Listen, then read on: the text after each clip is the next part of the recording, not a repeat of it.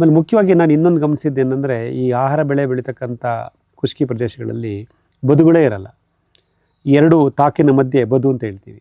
ನಾವು ನೋಡಿ ನಮ್ಮ ತೋಟಗಳಲ್ಲಿ 6 ಅಡಿ 8 ಅಡಿ ಪೂರ್ವ ಪಶ್ಚಿಮ ಉತ್ತರ ದಕ್ಷಿಣ ಎಲ್ಲ ನೋಡಿದ್ದೀರಾ. ಅಷ್ಟಗಲ ಬದುಗಳು ಬಿಟ್ಕೊಳ್ತೀವಿ. ಬದುಲಿರೋ ಮಹತ್ವ ನಮಗೆ ಗೊತ್ತು ತೋಟಗಾರಿಕಾ ಬೆಳೆಯಲ್ಲಿ. ಇದೇ ಮಹತ್ವಗಳು ನಮಗೆ ಅಲ್ಪಾವಧಿ ಆಹಾರ ಬೆಳೆಗಳಲ್ಲೂ ಇರುತ್ತೆ. ಸೊ ನಾವು ಸಾವಯವ ಕೃಷಿಕರು ನಾವೇನು ಮಾಡಬೇಕು, ನಮ್ಮ ಬದುಗಳನ್ನು ಅಗಲ ಮಾಡ್ಕೋಬೇಕು.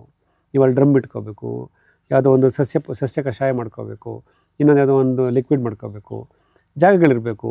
ಅದನ್ನು ತಗೊಂಡೋಗಿ ಇಟ್ಕೋಬೇಕು. ನಿಮ್ಮ 2 ವೀಲರಲ್ಲೋ ಟ್ರೈ ವೀಲರಲ್ಲೋ ಕೈಯಲ್ಲಿ ತಳ್ಳೋ ಗಾಡಿನಲ್ಲೋ ಓಡಾಡೋ ಥರ ಇರಬೇಕು. ಬದುಗಳು ಮಾಡ್ಕೋಬೇಕು.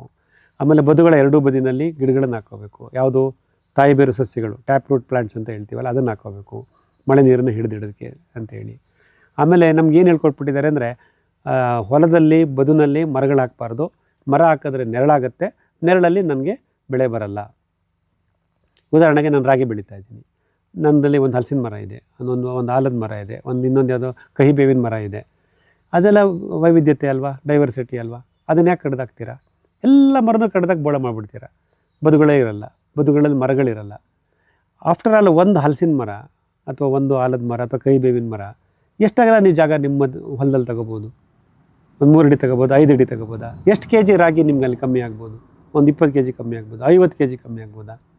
ಬಟ್ ಆ ಬಯೋಡೈವರ್ಸಿಟಿ, ಆ ಮರಗಳಲ್ಲಿ ಜೋಡಣೆ ಮಾಡಿರೋದ್ರಿಂದ ಸಿಗ್ತಕ್ಕ ಎಷ್ಟು ಪಕ್ಷಿಗಳು ಬರ್ತವೆ, ಆ ಮರದ ಮೇಲೆ ಕೂತ್ಕೊತವೆ, ನಿಮ್ಮ ಭೂಮಿಯಲ್ಲಿರ್ತಕ್ಕಂಥ ಪೀಡೆಗಳನ್ನು ಕೀಟಗಳನ್ನು ಹಿಡಿದು ತಿಂತವೆ.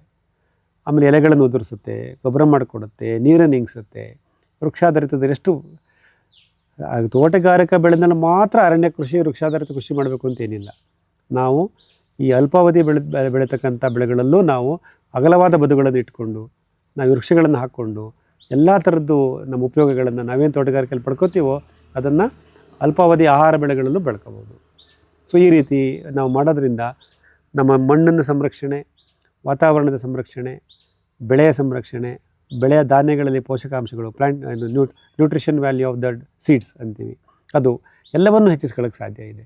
ಹಾಗಾಗಿ ನೀವು ಸಮಗ್ರವಾಗಿ ಯೋಚನೆ ಮಾಡಿ, ರಾಸಾಯನಿಕ ಕೃಷಿನ ಬಿಡಿ. ಈ ಅಲ್ಪಾವಧಿ ಬೆಳೆಗಳು ನಾವು ರಾಸಾಯನಿಕ ಕೃಷಿಯಲ್ಲೇ ಮಾಡ್ಬೋದು, ಸಾವಯವದಲ್ಲೇ ಮಾಡ್ಬೋದು.